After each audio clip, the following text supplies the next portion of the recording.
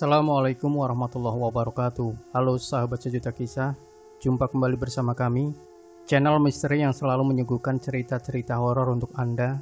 Dan kesempatan kali ini kami sudah menyiapkan sebuah kisah nyata misteri yang berjudul Gara-gara ilmu sesat, sang mayat kembali pulang. Kisah ini dituturkan langsung oleh seorang dokter. Sebut saja nama sang dokter adalah Dr. Joko. Ia berkisah, beberapa puluh tahun silam, ketika ia baru beberapa lama menyelesaikan sekolahnya di SMA, tiba-tiba cobaan yang tak pernah ada dalam bayangannya datang mengempas. Ayahnya, sebut saja namanya Pak Wongso, mendadak jatuh sakit, hingga akhirnya berakhir dengan kematiannya. Dari kematian sang ayah inilah, kemudian menimbulkan berbagai keanehan yang sudah barang tentu sulit diterima akal sehat. Diceritakan, pada saat jenazah sang ayah siap dimakamkan, sebuah peristiwa muskil tiba-tiba saja terjadi. Hari itu pemakaman Wongso sempat tertunda hampir 2 jam lamanya. Pasalnya, lubang kubur yang telah disediakan terus-menerus mengeluarkan air dan selalu berlumpur. Padahal saat itu sedang musim kemarau. Sudah lama tidak turun hujan, lalu kenapa lubang lumpur Wongso selalu tergenang air? Pertanyaan inilah yang sulit dijawab. Dengan bantuan mesin pemompa air, liang lahat itu memang bisa dikeringkan meskipun masih cukup berlumpur. Namun celakanya, saat jasad Wongso akan dimasukkan ke liang lahat, kembali suatu keanehan terjadi. Lubang kubur itu berubah mengecil dibandingkan ukuran tubuh Wongso. Padahal sebelumnya sudah diukur oleh para penggali kubur dengan seksama, bahkan dilonggarkan beberapa puluh sentimeter. Karena kenyataannya memang demikian, terpaksa para penggali kubur memperpanjang liang lahat tersebut. Anehnya, meskipun sudah dipanjangkan dan dilebarkan hampir setengah meter, tetap saja tubuh Wongso tidak bisa dimasukkan. Entah liang lahatnya yang mengecil, entah juga karena jenazah yang memanjang. Joko yang menyaksikan peristiwa itu hanya terpaku dan diam. Ia benar-benar disuguhi kenyataan yang tak masuk akal. Sungguh ia tidak mengerti kenapa semua itu bisa sampai terjadi terhadap jenazah ayahnya. Sementara itu, warga kampung yang ikut mengiringi jenazah Wongso mulai berbisik-bisikan. Joko tidak tahu apa yang mereka bisikan. Namun ia merasa kalau keanehan ini terjadi karena ada sesuatu yang sama sekali tidak diketahui tentang ayahnya. Sesuatu yang membuat seolah-olah bumi tidak mau menerima jasadnya. Tanpa berpikir panjang lagi, Joko meminta agar jasad ayahnya tetap harus dikuburkan, meskipun harus menekuk bagian kaki. Memang pada akhirnya, ayahnya bisa dikuburkan juga, meski tentu saja tidak layak. Sampai semua orang yang mengantar kepergian jenazah Wongso ke tempat peristirahatannya yang terakhir sudah pulang, Joko masih mematung memandangi makam yang masih merah tanahnya itu. Ia baru beranjak pergi setelah Kiai Mansur menepuk pundaknya dan mengajaknya pulang. Sungguh Joko tidak tahu kalau orang tua itu ternyata terus mengawasi dan menungguinya dengan sabar. Padahal orang-orang lainnya tampak ketakutan dengan beberapa keganjilan yang berlangsung saat prosesi pemakaman. Pak Kiai, apa sebenarnya yang terjadi? Kenapa pemakaman ayahku tidak sempurna seperti ini? Tanya Joko setelah cukup jauh berjalan meninggalkan areal pemakaman itu. Bukan pemakamannya yang tidak sempurna, tapi ada sesuatu rahasia yang disimpan ayahmu sampai akhir hayatnya. Jelas Kiai Mansur. Rahasia apa Pak Kiai? Desak Joko penasaran. Aku sudah kenal ayahmu sejak kami sama-sama muda. Bahkan aku dan ayahmu satu laskar ketika berjuang mengusir penjajah. Bukan hanya aku saja yang mengenal betul tentang ayahmu, tapi banyak orang tua di kampung ini yang mengenalnya juga, papar Pak Kiai. Saat itu Kiai Mansur tidak langsung memberikan jawaban. Sepertinya memang ada sesuatu yang teramat penting yang disimpan ayah Joko hingga ajal datang menjemputnya. Sampai di rumah, Joko langsung menemui ibunya yang masih dirundung duka. Sedikit pun Joko tidak menceritakan apa yang terjadi di pemakaman tadi. Malamnya, sesuai dengan adat di perkampungan itu, di rumah almarhum Wongso ramai dipenuhi orang-orang yang bertahlil dan mengaji untuk kesempurnaan pemakamannya. Sebagian besar yang datang adalah para pekerja peternakan dan perkebunan milik almarhum Pak Wongso. Satu persatu Joko memperhatikan wajah-wajah mereka. Sesekali dia menatap wajah Kiai Mansur yang memimpin acara pengajian dan pembacaan tahlil itu. Meskipun mereka melakukannya dengan khusyuk, tapi Joko menangkap ada guratan kecemasan dan ketakutan yang terpendam. Hal itu semakin jelas terlihat ketika acara pengajian selesai dilaksanakan. Mereka semua langsung bergegas pulang. Hanya Kiai Mansur yang kelihatan tetap tenang dan tidak beranjak dari tempat duduknya. Joko mendekati orang tua itu dan duduk di sampingnya. Sesuatu akan terjadi malam ini, dan kuharap kau bisa menerimanya dengan tabah, kata Kiai Mansur tiba-tiba dengan suara pelan dan seperti menyimpan keterpaksaan. Maksud Pak Kiai?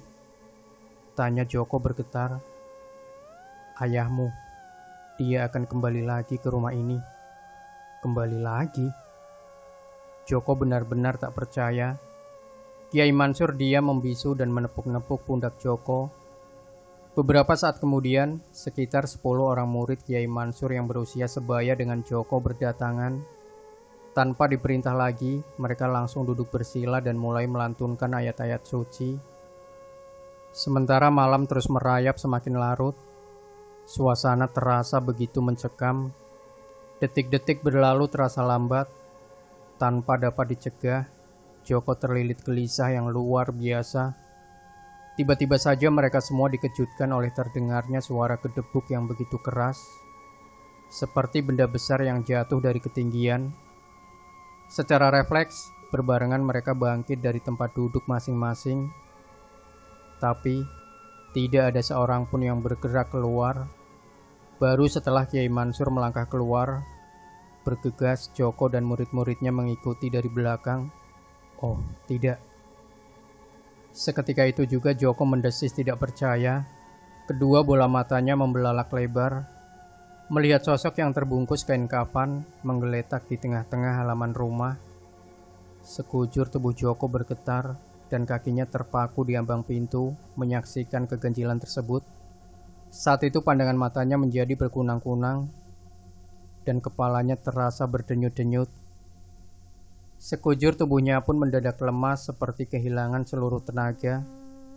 Namun dia mencoba untuk tetap kuat dan menyaksikan bagaimana Kiai memerintahkan murid-muridnya untuk membawa masuk jenazah ayahnya yang kembali pulang dalam keadaan utuh dan masih terbungkus kafan.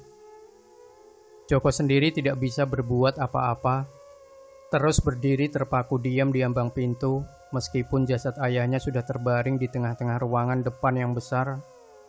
Murid-murid Kiai Mansur mengelilingi dan kembali melantunkan ayat-ayat suci dengan suara pelan dan merdu. Kiai Mansur sendiri berdiri di samping Joko sambil memegangi pundaknya dengan tangannya yang terasa sejuk. Keesokan harinya, jasad Wongso kembali dimakamkan oleh murid Kiai Mansur. Kali ini tidak ada seorang pun penduduk dan tetangganya yang ikut mengantar. Mereka semua tahu, tapi hanya memandang saja dari depan rumahnya masing-masing. Joko sendiri jadi tidak sanggup untuk menatap wajah orang-orang itu. Peristiwa itu benar-benar membuat dia malu dan jiwanya terguncang hebat. Bahkan ibunya sampai tidak mau keluar dari kamarnya. Pemakaman Wongso kedua kalinya berlangsung cepat. Mereka kembali pulang dan melakukan pengajian. Saat itu beberapa orang tetangga mulai berdatangan dan ikut dalam pengajian. Semakin siang semakin banyak saja yang datang. Bahkan ibu-ibunya mulai sibuk di dapur untuk memasak. Karena ibunya tidak mau keluar dari kamar, terpaksa segala sesuatunya Joko yang menangani. Pak Kiai, apakah mereka semua sudah tahu penyebab ayahku jadi seperti ini? Bisik Joko pada Kiai Mansur. Mari ikut aku, ajak Kiai Mansur sambil bangkit berdiri. Kiai Mansur membawa Joko keluar dari rumah dan terus berjalan menjauhi keramaian itu. Sampai di sebuah bangku bambu yang ada di bawah pohon mangga yang terletak di halaman rumahnya yang luas. Mereka duduk di sana. Dulu aku dan ayahmu sama-sama belajar dan menuntut ilmu di sebuah pesantren di daerah Banten. Pada waktu itu negeri ini masih dikuasai penjajah. Banyak yang gugur ketika itu. Bahkan guru kami ikut tewas. Beruntung sekali aku dan ayahmu bisa meloloskan diri, masuk ke dalam hutan, dan menunggu keadaan mereda. Setelah keluar dari dalam hutan, kami langsung bergabung dengan tentara rakyat.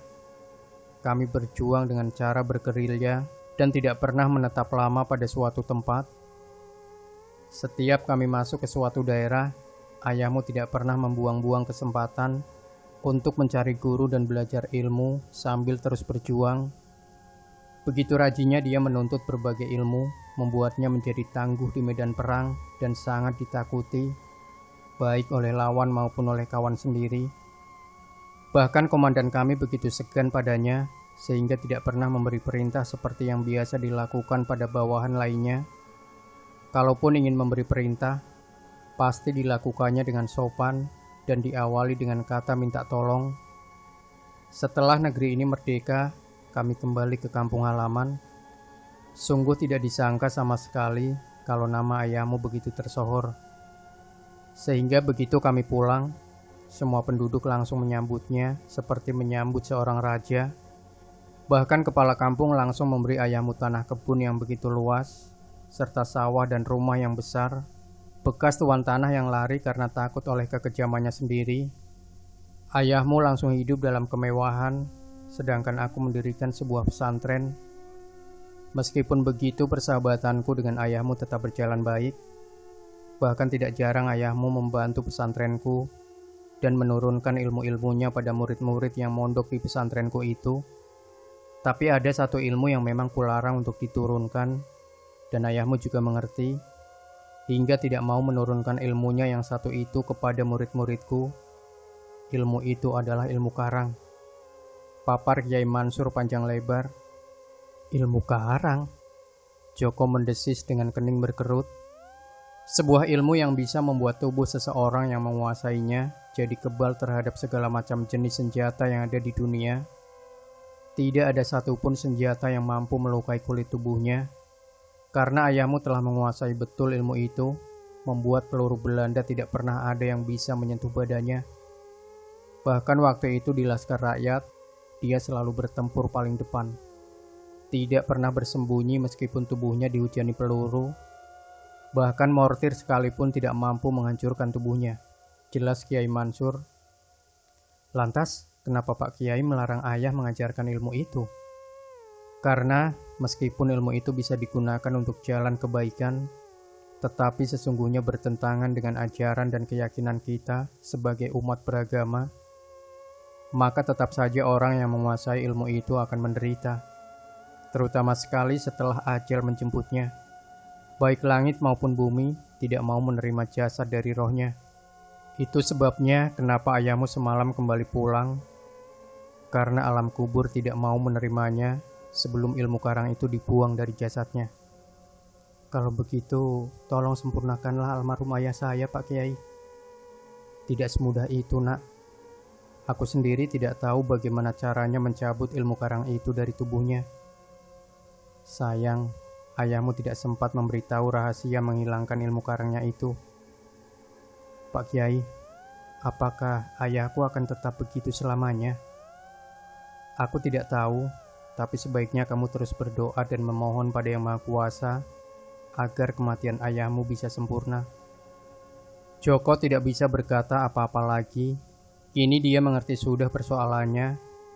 Hanya karena sebuah ilmu, jasad dan roh ayahnya tidak bisa diterima oleh bumi dan langit. Ilmu karang yang dimiliki ayahnya tampaknya sudah bukan rahasia lagi bagi seluruh penduduk di kampung ini.